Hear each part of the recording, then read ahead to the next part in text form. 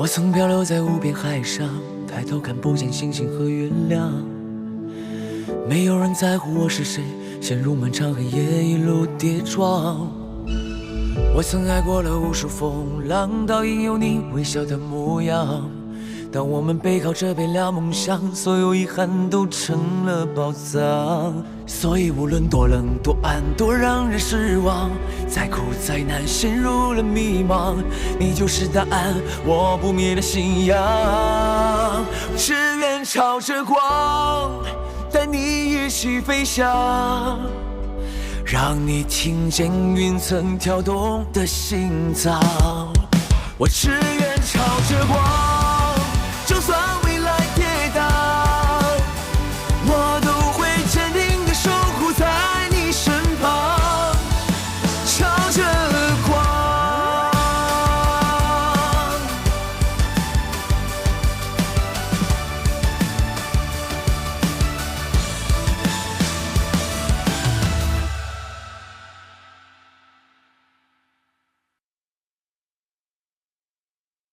那天我走的时候，你给我送的包裹，就已经超出了邻居对邻居、债权人对债务人，甚至是普通朋友之间的情谊。你对我父母、对子墨的照顾，那么周到，那么细心。我想，除了你心地善良之外，也一定还有其他原因吧。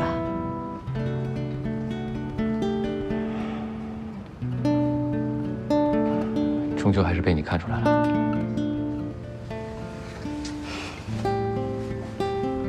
我也许有点笨，但我不傻。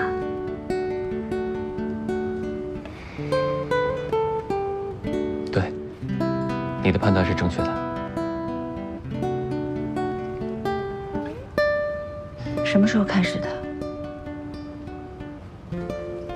可能是我把叶问天认成欧凯歌那一次，或者是你打破我头那一次，又或者第一次见到你，我自己都不知道。这不应该发生。可这已经发生了。我结婚了，是我丈夫坑了你。我比你大好几岁，我还有孩子。可我就是爱上了你。我和你之间不会有任何可能的。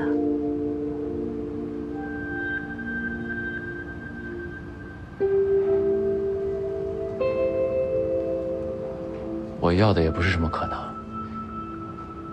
那你要什么？我要的很简单，就是希望你健康、快乐、幸福。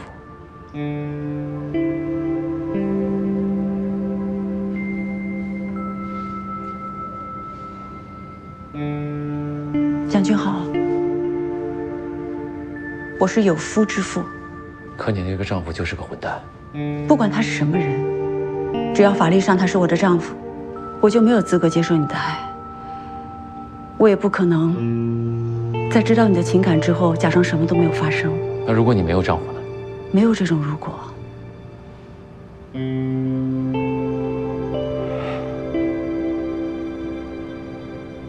明白了。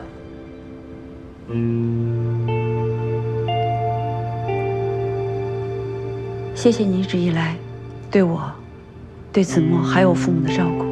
从现在开始，我需要和你保持距离。什么意思啊？明天我去找房子，我搬走。不是你要搬走？别！要搬也是我搬。这小区离子墨学跆拳道的地方很近，2、3分钟就到了。而且他和小区的那些小朋友已经混熟了，更何况还有你，这儿离电视台也近，你上班也方便。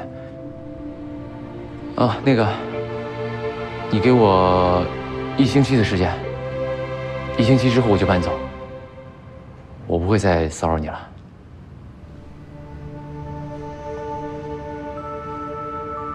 谢谢你。不客气。爱上你是我的荣幸。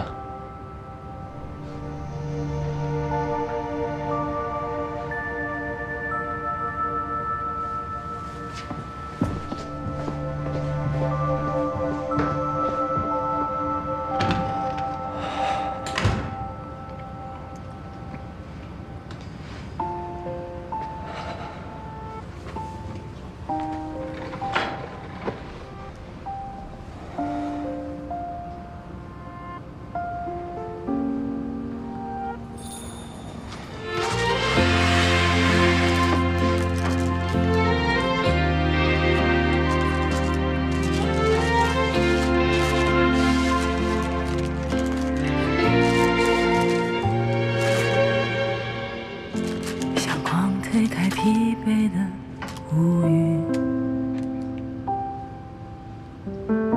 倾落在这城市的谷底。有多少不期而遇会延续生记忆，或只是偶尔时光里过期。同行的路为什么迟疑？眼前的你像晴空，也像大雨。故事走走停停，结局还若现若隐，在误会中背离，又在梦里憧憬。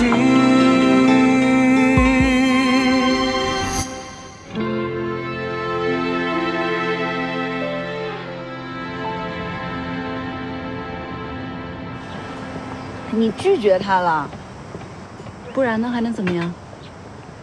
哎呀，我要是你啊，我就会选择和蒋俊豪在一起。我哪怕为了气欧凯哥呢，我也得把这气出了，对不对？你在劝他婚内出轨吗？你别胡说。他说的。对，我说的。欧凯哥都已经这样了，也没有必要再为了他维持这段婚姻了吧？行了，你们别为我操心了，我自己有分寸。是怕别人说闲话吗？那当然了，瓜田李下的总要避嫌。那你当时让人家住到你家里去的时候，怎么不想着避嫌呀？那时候也没什么想法，有什么怕的？所以现在是有想法。这个问题问的有水平。唉，在我跟欧凯哥关系没有一个尘埃落定之前呢，我是不可能对任何人有想法的，这是底线啊！别说我了，说说你自己吧。这次跟任杰关系有点微妙的变化吧？能有什么变化呀？生死之交了呀！对呀，我们俩一直这样啊，可以是交付生死的战友，也是打得不可开交的对手。哎，你别这么说啊！在西山医院的时候，任杰刚自己好转一点，那就在 ICU 的门口一直在那等着呀，焦灼呀，担心啊，那种状态真的，他可不只是战友，那感觉就像是在等待着最亲爱的人。你当时就应该给他录下来，当时怎么就忘了呢？下次你得讲，没有下次。哎，行了，你们两个。我跟他你们还不知道吗？要有什么话早都有了，何必等到现在呢？唉，所以说有时候觉得这个缘分也是挺奇妙的，还真是要在对的时间、对的地点遇到对的人，三者缺一不可。我虽然跟任杰只吃过一次饭啊，但我能看出来，他喜欢你。何止是喜欢，爱慕已久了。哦，那你又不知道吧？电话来了。喂，刘总。啊，你淘到了西班牙语版的1Q84，那这得庆祝啊。好吧，就今天晚上。干嘛呀，你们俩？刘零度啊？对啊。你在跟他约会啊？怎么可能？我跟他只是普通朋友。什么时候变得这么文艺了？为了客户，我可以百变。本来说好的今天晚上去健身吧，这能没有一丝犹豫就放下健身要去见的人，肯定不是普通朋友，也不是客户，估计是新的健身教练。哎呀，行了啊，那个，我承认，他有那么一点喜欢我，我呢，对他也有感觉，但是，但是什么呢？你对他有点感觉，他也喜欢你，你单身他也单身，你有什么可犹豫的呀？对啊，你们俩之间也没有什么过往纠葛。我吧，从上大学开始一直到现在一直在谈恋爱，我几乎没停过。太凡尔赛，这是事实啊！哎，但是你看我现在，我身边连个陪伴我的人都没有。但是工作就不一样了，我在工作当中哪怕有一点点小小的成绩，都会给我非常强烈的安全感。所以，我打算以后开始享受工作了。祝你工作顺利。你享受爱情也享受够了，可以享受工作了。大哥，哎呀，行了，大哥是搬家又不是迁坟，你在这儿干嘛呢？我舍不得你，我也舍不得你啊，也舍不得你。那就别走。大哥现在事业有成，我得换个大点的工作室，我得搬走。你为什么要事业有成？你不希望我好好的呀？啊，你不希望我好好的？妈，你快劝劝大哥，让他别走。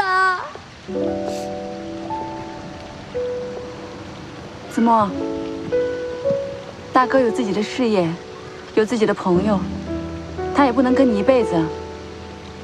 我是这样劝他，怎么还劝起我来了？要不这样，你妈要是同意的话，你可以每周周日到我工作室来给我当小助理，好不好？这样咱们又能在一起了。可以吗？有工资吗？你还要工资呢啊？行，一天给你30，行不行30谁来呀？至少50。行，50就50，好不好？开心了吧？不哭了啊？哎，大哥，这些东西需要帮你装车吗？对，这个包和箱子都搬过去。哎，好嘞。你帮我把这个琴拿过去，别让它给我碰坏了啊。好的，老板。好，去吧啊，给你加班费啊。啊。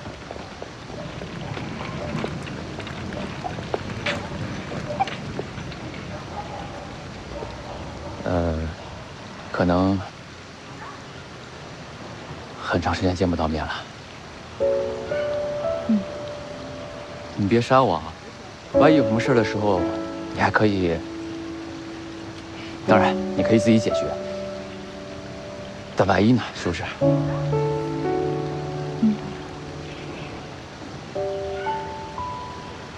那个，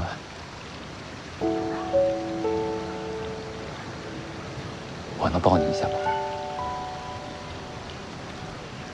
大哥，哎，来，我爸完了。哎，去抱抱大哥，祝他未来一切顺利。哎呦，大哥舍不得你，我也舍不得你。照顾好自己。放心吧，大哥。我会很想你。我也一样想你。认识你的这段日子，我永远都不会忘记。我也是。就希望你健康、快乐、幸福。大哥，我透不过气了。哎呦，大哥不激动舍不得你吗？啊，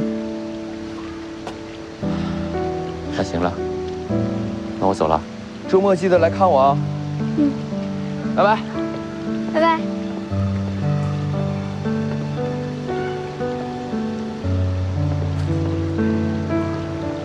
拜拜。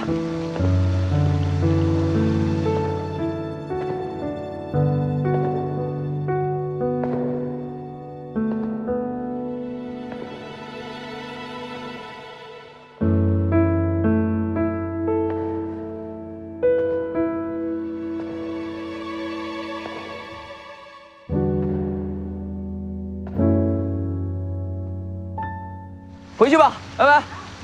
拜拜。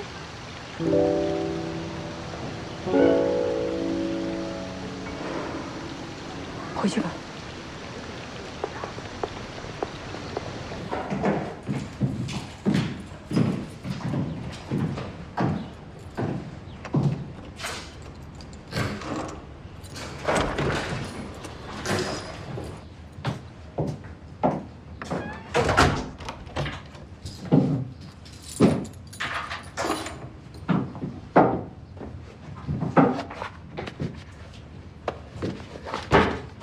妈妈，大哥留的信封。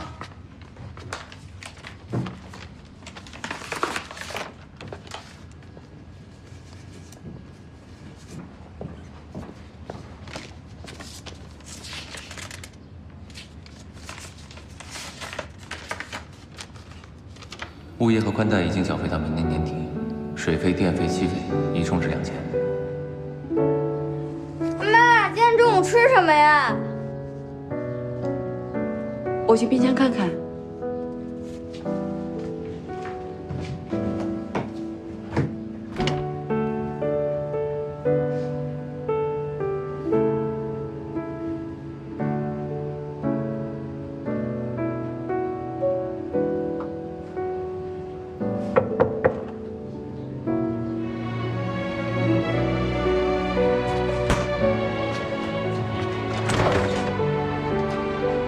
你好，请问你是何女士吗？我是，请问你是？我是田螺家政的，这是我的工牌。今天我第一次为你们服务。我没有要服务啊。您先生订的服务啊？我先生？对呀，蒋先生一次订了2年的服务呢。亲亲。哎，好。哎呀，子墨，你有大哥家钥匙吗？有啊，怎么了？进来吧。哎，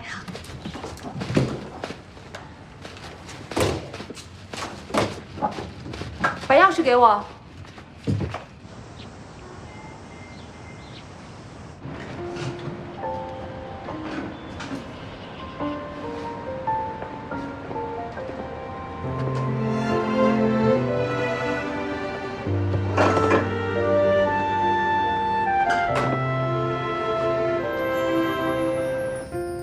迎着风，走在城市夜空，云和繁星装点着绚烂的梦。抬起头，望向这片浩瀚，用线条描述你的模样。给我一支彩色铅笔，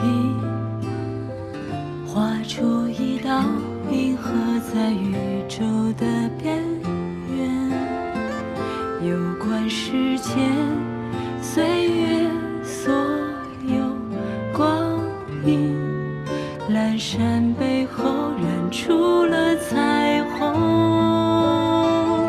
在你的天空，如果你看到了这张纸条，你一定在想我。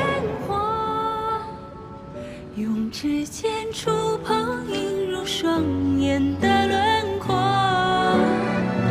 把人生漫漫长路，夕阳和过往融进笔墨。当缤纷渐渐褪色，随浪潮飘向远方，失去了才懂。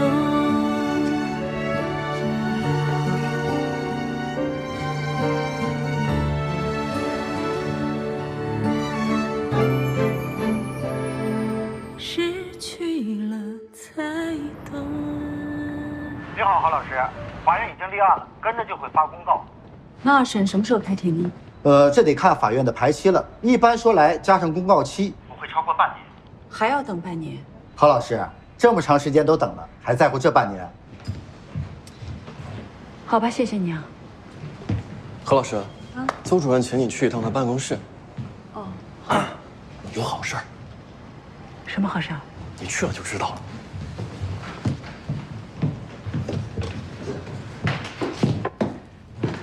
邹主任，你找我？哎，何欢，哎，来坐。最近呢，台里启动融媒体的改革，我想听听，在这方面你有什么想法没有啊？说实话啊，我最近一直也在研究新媒体的一个传播规律和生存之道，并由此产生了一个新节目的构想，正准备提交给频道的编委会。嘿，好啊！哎，您快说说。我想利用新媒体的手段，重新打造频道的文化类读书节目。怎么，你还是没有放下当年的读本好书？我觉得，如果是新闻节目代表一个频道的综合实力的话，那么读书节目也能够代表一个频道的品味，不能轻易放弃。现在呀，是看手机的人多，看书的人少。那如果把手机和读书结合到一起呢？何欢，你不要忘了，当年的读本好书正是因为曲高和寡才被停掉的。所以啊，我更想寻求一条曲高不和寡的路。哎，既然是探索嘛，它肯定就有风险。我不知道你这个设想，频道编委会不会通过。另外，关于你的未来，频道另有考虑。比如呢？你看，自从白杨辞职以后，新闻进行时的制片人一直由我代理。今天频道编委会正式提名，从下月起，你将担任新闻进行时的制片人兼主播。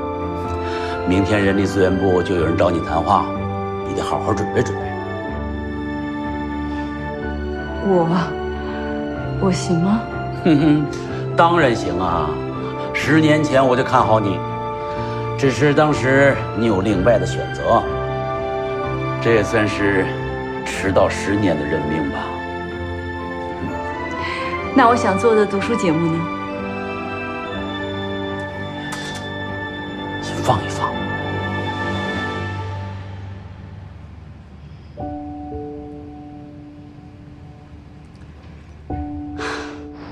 老师让你们练习的都记住了没有？记住啦！下个礼拜我要检查的啊。好，下课。好，小椅子都搬过去。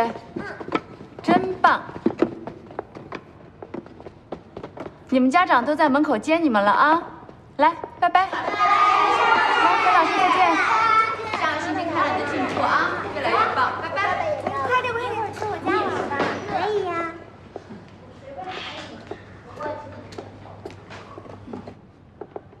何老师，哎，于校长，你现在方便吗？跟您说个事儿。哦，刚好我也有事想跟您说呢。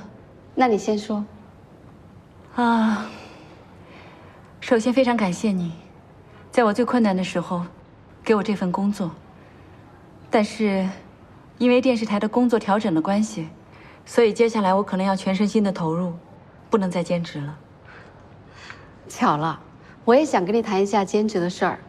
集团总部打算另外开设一个播音主持的分校，我想推荐你去做分校的校长。让我当校长？对，这个岗位也需要你全身心的投入，只能专职，不能兼职。您是说，如果我当校长，我就要辞掉电视台的工作？是，其他的我不敢说，但是按照我们集团的薪酬体系，分校校长的年薪肯定是你在电视台收入的3倍以上。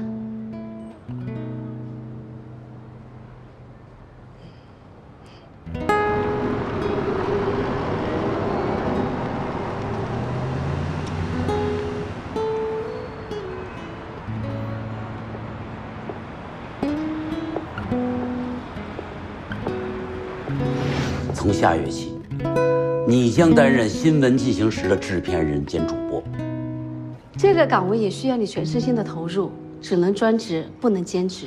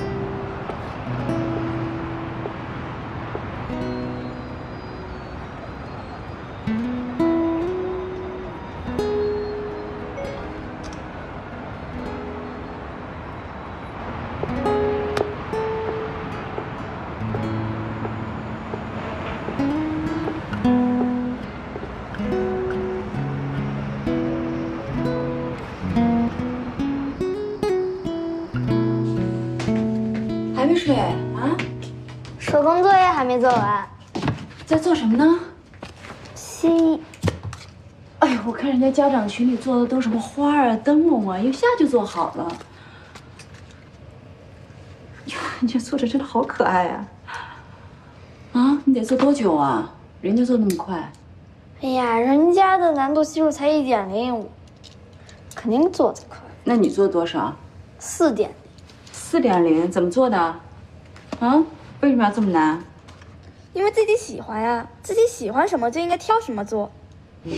真厉害！来，给我看看。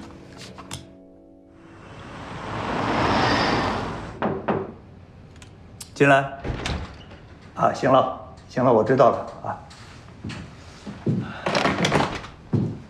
黄书记，您现在有空吗？想跟您聊聊。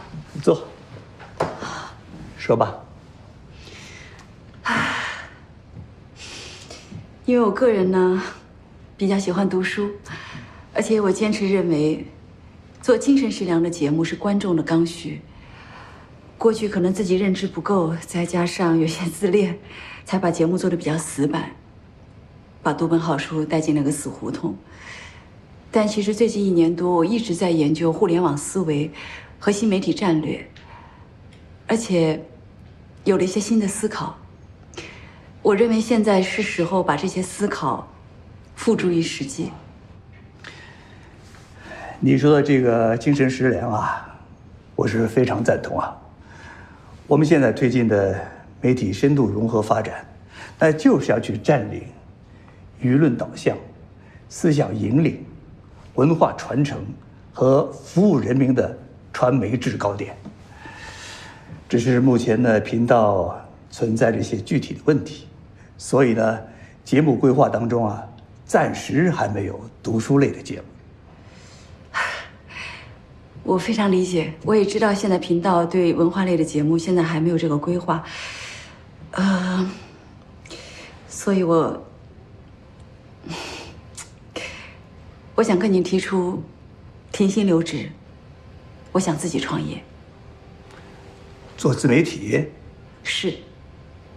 我不知道这个决定是不是正确，所以想来跟您聊聊，听听您的意见。啊。那你评估过创业的风险吗？据我所知，你现在是一个人生活，啊，还带着个孩子。创业一定是有风险的，这些呢，其实考虑过，但是不是在我顾虑的范围之内。如果方向是正确的话，我认为这个时机是最好的，我想去试一试。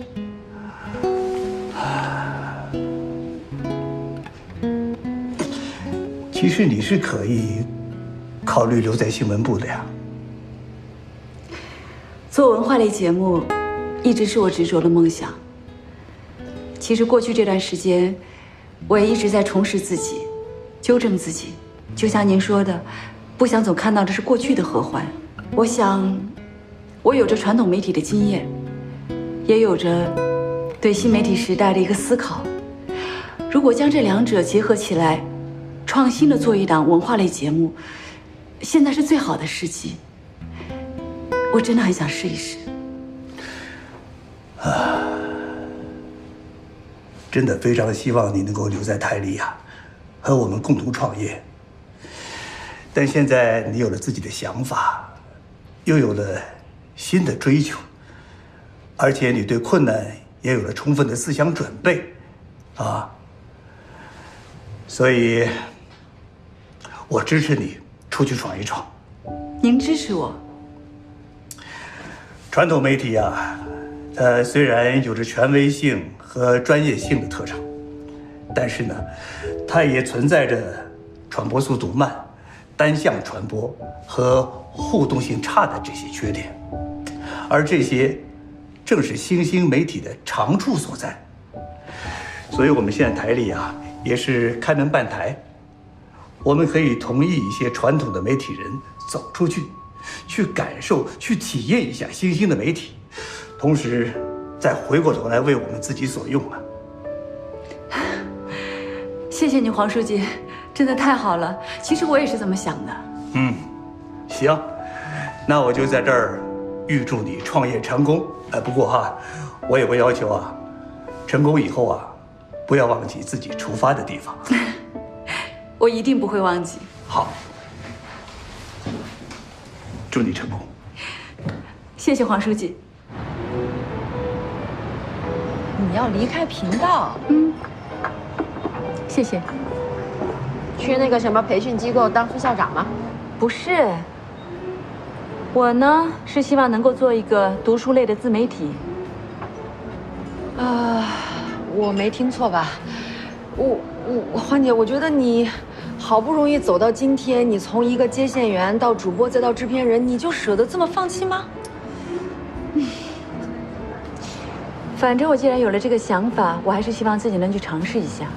我不认为你应该在这个时间点去做任何尝试，而且在我们3个人里面，最不适合做自媒体的人就是你了。为什么？因为太冒险了呀！你上有老下有小，你哪有时间呀？而且自媒体是需要烧钱的，你还有外债呢。但就是这些也阻挡不了我追求我的梦想的权利吧？我觉得你应该坚守在电视台。同意。你自己为什么不坚守？我有我的理由。你有什么理由？我也有我的原因啊。好，那就这么说吧。做自媒体需要流量，是需要烧钱的。你资金从哪来啊？团队从哪来？刚开始呢，其实团队不用多大，也不需要多少钱。你们看，其实满大街拿着手机就会做自媒体，我为什么不能做呢？自媒体还是需要平台推流，或者是去购买流量的，不然的话很难引起观众的关注度的。这件事情肯定没有你想的那么容易，你会很辛苦的。辛苦我不怕，当然你们说的这些一定是一步一步慢慢来，但我总需要开始吧。想清楚了。我不光想清楚，其实这段时间我一直在研究新媒体，也做了不少方案，你可以看看。说不定你能给我介绍一些客户。这是节目方案，别小看我的节目方案，我都改了8稿了，可以给你看看。当然还有你们最担心的风险评估，你们能想的我也能想到。来，包括团队的运营方案，整个节目的运营方案都在这里，好好看看。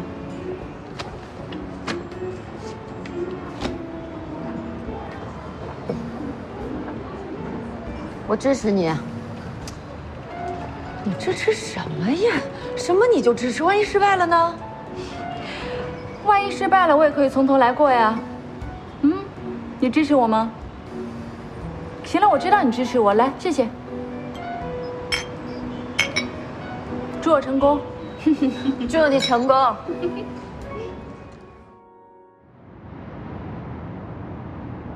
哎，刘总，您是文化人，我得跟你请教一下，你能不能帮我设计一句这个见面语之类的？就反正一说出来就感觉咱格调特高，就特有文化那种。那我教你一句拉丁语吧。不是拉丁语就算了，我这舌头没理直呢。那就薛定谔的猫。什么意思？当你没有办法判断一件事的结果的时候，你可以笑一笑，然后说啊，薛定谔的猫。啊，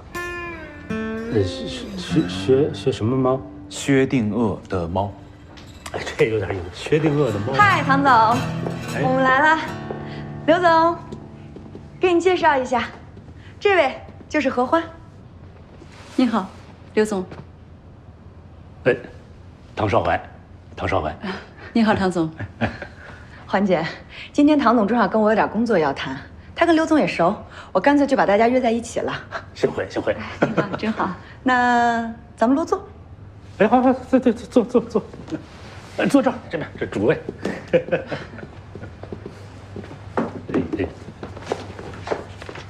唐总，哎，咱们今天谈正经事儿，就喝点不容易上头的青梅酒。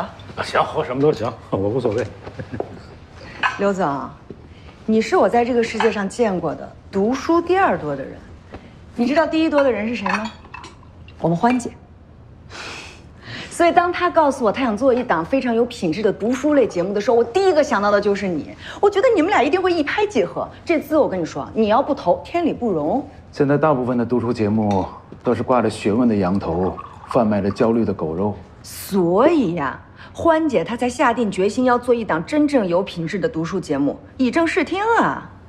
如果你真的可以做出品味、格调、气质、风骨，那我可以考虑投资。谢谢刘总。刘总，别的我不敢保证，哎，就气质这一方面，我们欢姐给你拿捏的死死的。哦，对了，我特意带来了我们的策划书，你有时间的话可以看一看。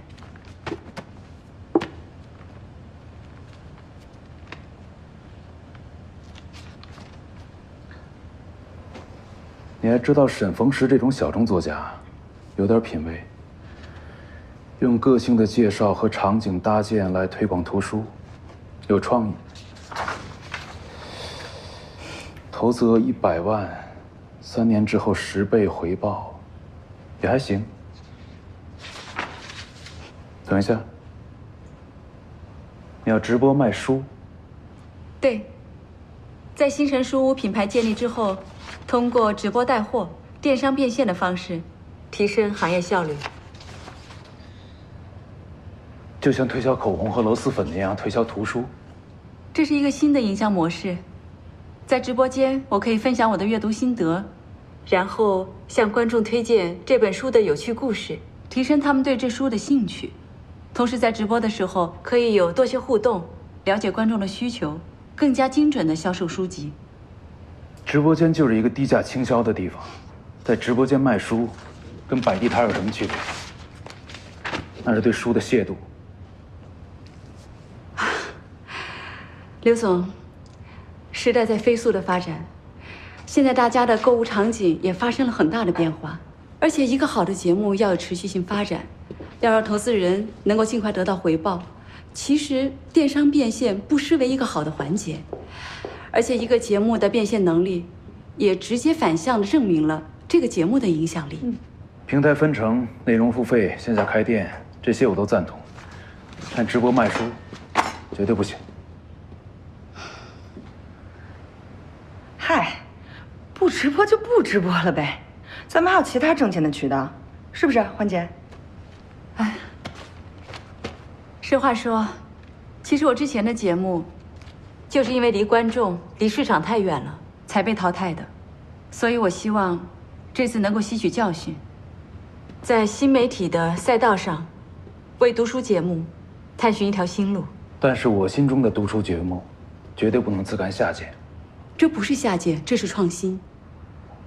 你要是这样创新的话，我拒绝投资。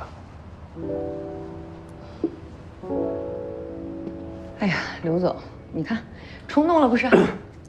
那这样，不就是这个种子轮吧？啊，我投。唐总，这要投的是一个读书节目啊。你什么意思？你就说我没文化呗？你看，正是因为我这个文化上有点欠缺，所以咱们得缺什么补什么。哈哈。唐总虽然读书不多，但是愿意与书为伴，也是难得。嗨，我也确实没那么高雅，最终目的呢，咱还是得赚钱。唐总，还是您有眼光。那这。那您看一看我们的策划方案。这个呢是针对各类型平台对读书栏目的一个运营数据分析，还有我们也做了当下的观众对文化类节目的一个心理分析。我们针对当下受众的一个心理画像，规划出了第1阶段的内容，这些都可以看一下。哎，反正你也别跟我说那么多了，你就直接告诉我，我出100万能占多少股？20%。那不行，那我得占60%。种子轮一般都不会超过25%的。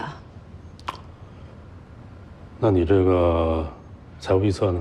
节目上线1个月之后实现收益，半年之后到达盈亏平衡点，3年之后投资回报10倍，而且投资额可以全部拿回。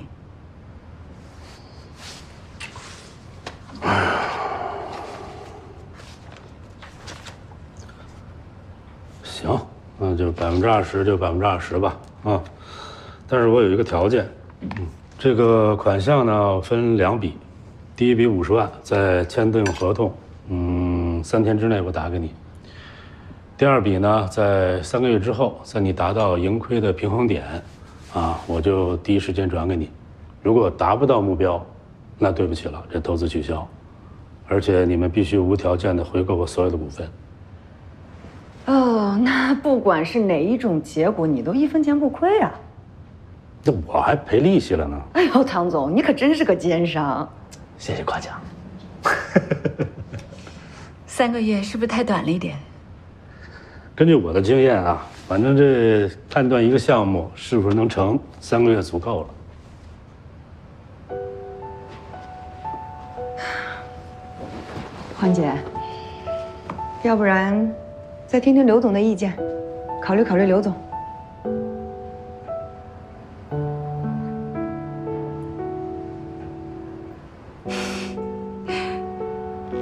首先非常感谢2位，百忙之中来听我讲述这个项目。刘总，很遗憾这次没有能够合作成功，但希望以后有机会。唐总，感谢你，希望我们能够合作愉快。哎呦，共同发财。我先提醒一句啊，你是在与虎谋皮啊。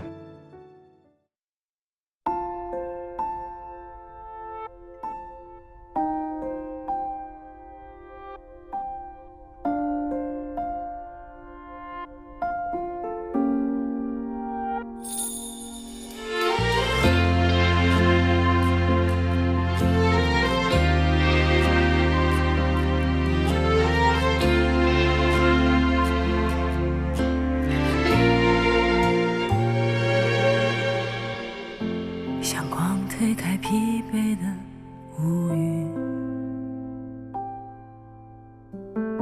倾落在这城市的谷底。有多少不期而遇会延续成记忆，或只是偶尔时光里过期。同行的路为什么迟疑？眼前的你像晴空，也像大雨。故事走走停停，结局还若现若隐，在误会中背离，又在梦里憧憬。如果爱也能有回应，把昨天的思绪褪去，是否就能让你也感同身受？